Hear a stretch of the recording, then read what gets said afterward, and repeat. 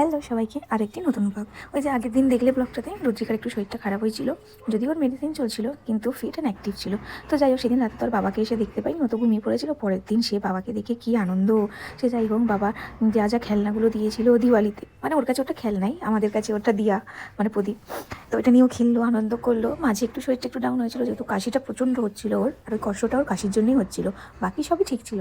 কিন্তু ওই যে মাঝে মাঝে নাক ব্লক হয়ে যাওয়ার কাশি, ওটাই যে একটু ডিস্টার্ব করেছে।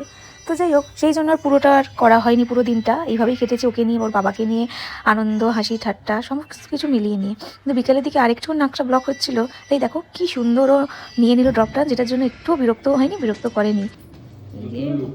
নতুন লুক একদম রেডি। ওইটা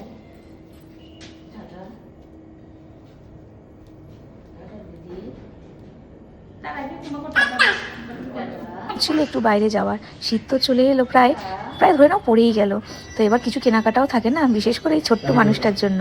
যেহেতু আগের বছরে অনেকটাই ছোট ছিল, সেইগুলো এখন অনেকটাই ছোট হয়ে গেছে, তাই কিছু কিছু জিনিস খুব দরকারি, সেগুলো কিনতে বেরিয়ে পড়লাম তেনাকে নিয়ে। অথচ কিছুক্ষণ আগে তেনার 101 জ্বর ছিল কিন্তু।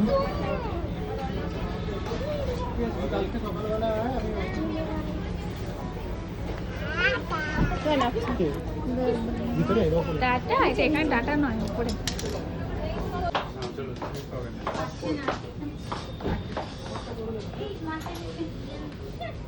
তো আগের দিন রাতে ওর একটু জ্বর এসেছিল, তোকে তখনও সুমল খাওয়ানো হয়েছিল। তারপরে দিনও যখনই হালকা একটু বাচ্চা গরম হয়েছিল, ওকে সুমল খাইয়ে নেওয়া হয়েছিল, এতে কমেও যাচ্ছিল। যে কিছুক্ষণ আগে 101 জ্বর এলো, তোকে ওর ওষুধ খাইয়ে তবে ওকে বার করেছি। দেখো জাস্ট কিছুক্ষণ পরেই ও ফিট। হ্যাঁ, তবে ওষুধটা কিন্তু আমি রেগুলার বেসিস দিইনি, ডাক্তার বলেছিল 6 ঘন্টা অন্তর অন্তর দিতে যখনই আসবে। তো সুমল ডক্টর সেই হিসেবেই দেওয়া হয়েছিল, আর সেটা কাজও দিয়েছে। কিন্তু তারপরে এই যে ঘুরে গেছে, এরপরে কিন্তু আর কোনো জ্বর আসেনি, বা জ্বরের ওকে মেডিসিনও দিতে হয়নি তার জন্য।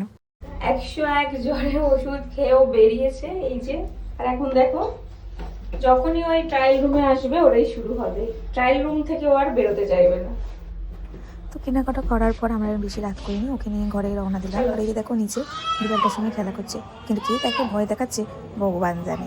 তো যাই হোক ওর সঙ্গে কিছুটাও সময় কাটালো, তারপর ওপরে চলে এলো দাদু দিদাকে দেখাতে যে ও কী কী কিনেছে। কিন্তু ওই যে কাশিটা তোমরা দেখতেই পাচ্ছ। দেখো সন্তান কষ্ট করলে মায়েদের একটুও ভালো লাগে না, না মায়েদের ঘুম থাকে, না কিছু থাকে, না খাওয়ার ইচ্ছা থাকে, যতক্ষণ না সুস্থ হয়। কিন্তু এই যে ও যখনই অ্যাক্টিভ থাকে, খেলতে থাকে, ব্যাস ওইটুকু দেখেই আমাদের অনেক শান্তি লাগে। বাটারফ্লাই বাটারফ্লাই কোথায় গেল মাম্পি? বাটারফ্লাইটা আবার এসছে।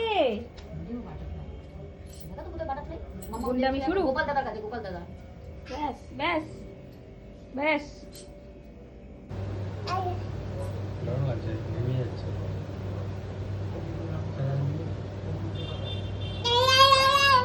কে বাটারফ্লাই?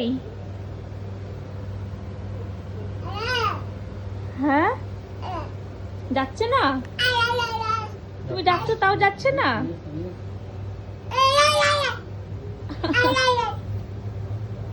আচ্ছা তুমি নিয়ে এসো, হ্যাঁ যাও। বাটারফ্লাই আয়। তো যাই হোক এর মাঝেও যা যা মেডিসিন ছিল সেগুলো ওকে খাইয়ে দিয়েছি, কারণ ওগুলো তো টাইমে খাওয়াতেই হবে। আর এই যে আমাদের খাবার চলে এসেছিলো, সেদিন আর রাতে কিছু বানানো হয়নি, সময় হয়নি সত্যি বলতে। তো রাতে খাবার এই যে অর্ডার দেওয়া হয়েছিল, তো সেটা তো ম্যাডাম আগে ও দেখতে যাবে, তারপর আমরা। তো এই যে এই ব্লগটা এখানেই শেষ হচ্ছে, আবারও দেখা হবে কোনো নতুন ব্লগ নিয়ে। এখনের মতো টাটা।